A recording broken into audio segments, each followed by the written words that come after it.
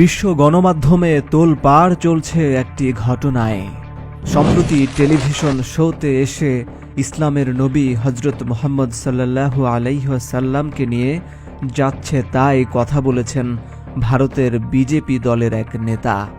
এমনকি তার এই বক্তব্যকে সমর্থন করেছেন একই দলের আরেক নেতা। আর তাতে বেজায় চটেছেন মুসলমানরা। মুসলিম দেশগুলো থেকে আসছে কড়া প্রতিবাদ। আরব দেশগুলোতে বর্জন করা হচ্ছে ভারতীয় পণ্য। ভারতীয় জনতা পার্টি বিজেপি এখন দেশটির ক্ষমতায়। স্বভাবতই মুসলমানদের রাগ ক্ষোভ গিয়ে পড়ছে বিজেপির ওপরেই। তাছাড়া বিজেপির ঘৃণা ছড়ানোর অভ্যাসও বেশ পুরনো। কোনো কোনো দেশ ভারতকে বলছে প্রকাশ্যে ক্ষমা চাইতে হবে, নতুবা প্রবাসী ভারতীয়দের ঘাড় ধাক্কা দিয়ে বের করে দেওয়া হবে। ভারতের বিরুদ্ধে সরব হওয়া দেশগুলোর বেশিরভাগই মধ্যপ্রাচ্যে অবস্থিত। ভারতের রেমিটেন্সের বড় একটা অংশ আসে সেখান থেকে। লাখ লাখ ভারতীয় কাজ করছে সব দেশে। এছাড়া ভারতের বিশাল পণ্যের বাজারও মধ্যপ্রাচ্য। কুয়েত, কাতার সহ বিভিন্ন আরব দেশগুলোর সুপার শপ থেকে সরিয়ে নেওয়া হয়েছে ভারতীয় পণ্য। কোথাও কোথাও কাপড় কিংবা কাগজ দিয়ে ঢেকে দেওয়া হয়েছে ভারত থেকে আমদানি করা পণ্য। ফলে এমন একটি স্পর্শকাতর ইস্যুতে ভারত একঘরে হয়ে পড়ছে কিনা সেই আশঙ্কা দেখা দিয়েছে। মধ্যপ্রাচ্যের প্রভাবশালী দেশগুলো সহ এখন বিশ্বের অন্তত 15টি দেশ ভারতের বিরুদ্ধে সরব হয়েছে। এসব দেশ ভারত ও বিজেপি সরকারের নিন্দা জানানোর পাশাপাশি দেশটিকে প্রকাশ্যে ক্ষমা চাওয়ার আহ্বান জানিয়েছে। মঙ্গলবার এক প্রতিবেদনে এই তথ্য জানিয়েছে খোদ ভারতীয় সংবাদ মাধ্যম এনডিটিভি। বিজেপির মুখপাত্র নুপুর শর্মা এক টেলিভিশন শোতে অংশ নিয়ে ইসলামের নবীকে নিয়ে বিতর্কিত ওই মন্তব্য করেছিলেন। পরে দলটির নয়াদিল্লি শাখার গণমাধ্যম প্রধান নবীন জিন্দালও নুপুর শর্মার মন্তব্যের সমর্থনে টুইট করেন।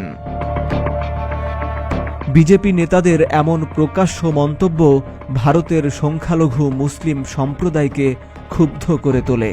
এমনকি অভিযুক্তদের মন্তব্যের জেরে ভারতের কয়েকটি রাজ্যের মুসলিমরা বিক্ষিপ্তভাবে প্রতিবাদ বিক্ষোভ করেন। আর এর রেশ ভারতের গণ্ডি ছাড়িয়ে বাইরের বিশ্বেও ছড়িয়ে পড়ে। অবশ্য এরপরই অনেকটা নড়ে চড়ে বসে বিজেপি। পরিস্থিতি বিবেচনায় বিজেপি অভিযুক্ত নুপুর শর্মাকে বরখাস্ত এবং জিন্দালকে বহিষ্কার করে। পরে বিজেপির এই দুই নেতা প্রকাশ্যে ক্ষমা চেয়ে বিবৃতিও দিয়েছেন। নুপুর শর্মা ক্ষমা প্রার্থনা করে টুইটারে একটি পোস্ট করেন। সেখানে আত্মপক্ষ সমর্থন করে তিনি দাবি করেন কারো ধর্মীয় অনুভূতিতে আঘাত করা তার উদ্দেশ্য ছিল না। কিন্তু তাতেও ক্ষোভ কমছে না। ভারতকে প্রকাশ্যে ক্ষমা চাইতে বলেছে বিভিন্ন আরব দেশ। ইরান, ইরাক, কুয়েত, কাতার, সৌদি আরব, ওমান, সংযুক্ত আরব আমিরাত, জর্ডান, আফগানিস্তান, বাহরাইন, মালদ্বীপ, লিবিয়া এবং ইন্দোনেশিয়া সহ অন্তত 15টি দেশ ভারতের বিরুদ্ধে আনুষ্ঠানিক প্রতিবাদ জানিয়েছে। বিতর্কিত মন্তব্যের জন্য ভারতকে প্রকাশ্যে ক্ষমা চাইতে হবে বলে জানিয়েছে কাতার। কাতারের পররাষ্ট্র মন্ত্রণালয় বলেছে, এই ধরনের ইসলাম ভীতিপূর্ণ মন্তব্যের বিরুদ্ধে যদি শাস্তিমূলক পদক্ষেপ না নেওয়া হয় তাহলে তা মানবাধিকার রক্ষায় গুরুতর বিপদ তৈরি এবং সহিংসতা ও ঘৃণার চক্র তৈরি করবে। সৌদি আরবও বিবৃতিতে কিছু কড়া শব্দ ব্যবহার করেছে। দেশটির বিবৃতিতে বলা হয়েছে, বিজেপি মুখপাত্রের বক্তব্যে নিন্দা ও ক্ষোভ প্রকাশ করেছে সৌদি পররাষ্ট্র মন্ত্রণালয়। সংযুক্ত আরব আমিরাত বিজেপির মুখপাত্রের বক্তব্যের নিন্দা করে মহানবীকে নিয়ে করা অবমাননাকর বক্তব্য প্রত্যাখ্যান করেছে। একই সঙ্গে ধর্মীয় প্রতীকগুলোকে সম্মান করার আহ্বান জানিয়েছে। যদিও ভারতের ক্ষমতাসীন বিজেপি সরকার বিভিন্ন দেশে এসব ক্ষোভ প্রশমিত করার চেষ্টা করেই চলেছে। ভারতের পররাষ্ট্র মন্ত্রণালয় এক বিবৃতিতে জানিয়েছে, আক্রমণাত্মক কোনো টুইট বা মন্তব্য কোনোভাবেই বিজেপি সরকারের দৃষ্টিভঙ্গির প্রতিফলন নয়। এগুলো ব্যক্তিগত বা প্রান্তিক উপাদানের মতামত। নয়াদিল্লির দাবি, ভারত ও ক্ষমতাসীন বিজেপি সরকার সকল ধর্মকেই সম্মান করে, যদিও বিজেপির ইতিহাস তা বলে না। দলটির বিরুদ্ধে বহু আগ থেকেই মুসলিম বিদ্বেষের অভিযোগ রয়েছে। বহির্বিশ্বের পাশাপাশি দেশের ভেতরেও বিরোধী দলগুলোর তীব্র চাপের মুখে পড়েছে বিজেপি সরকার।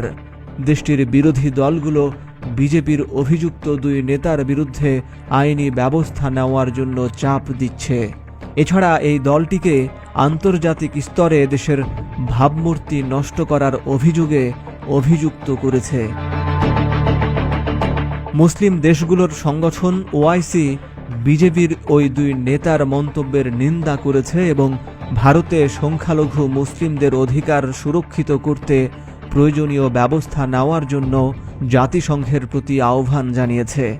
পরে জাতিসংঘের মহাসচিব অ্যান্তনিও গুতেরেসের একজন মুখপাত্র এই ইস্যুতে বিবৃতি দিয়েছেন। তিনি বলেছেন, আমরা সব ধর্মের প্রতি শ্রদ্ধা ও সহনশীলতায় দৃঢ়ভাবে উৎসাহ জানাই।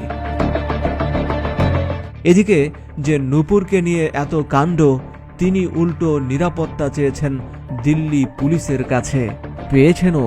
কিন্তু তিনি যে কাণ্ড ঘটিয়েছেন তাতে কতটা রক্ষা পাবে ভারত?